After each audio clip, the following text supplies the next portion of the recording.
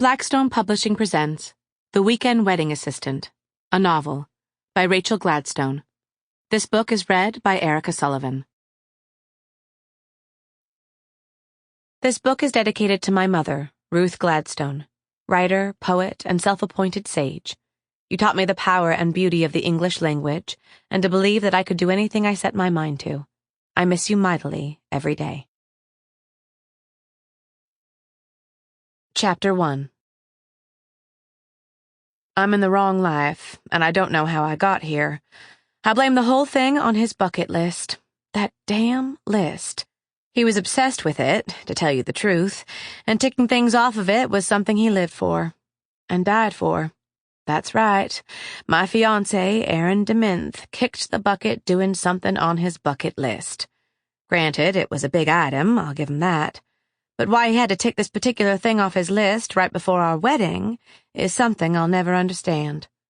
Aaron was an athlete. I, unfortunately, am not. Breaking a sweat makes me break out in a rash. But I never begrudged his weekends spent playing soccer and basketball, skiing or rock climbing. On the contrary, his athleticism was one of his most attractive qualities, and one of the things that made me fall in love with him. A few years before we met, Aaron had decided to conquer the Appalachian Trail, all 2,184 miles of it.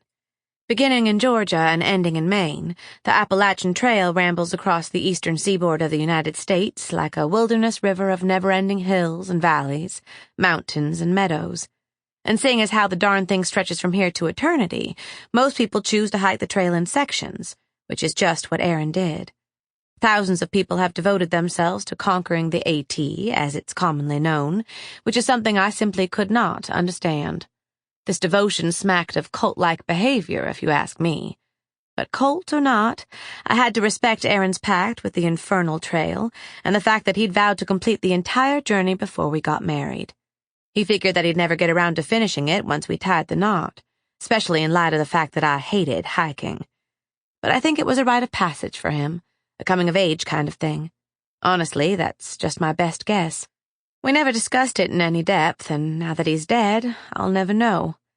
I wish I'd asked him more questions, so many more, because the not knowing fills me with regret. But what I do know is that Aaron's decision was carved in stone, and there was nothing I could have done to stop him. The winter had been unusually harsh, which made for many canceled trips to the AT. As our wedding date drew near, Aaron tried to make up for lost time. He hiked longer stretches of the trail, added extra days when he could, and as far as I knew, he was right on schedule. But I was so caught up in planning our Sample complete. Ready to continue?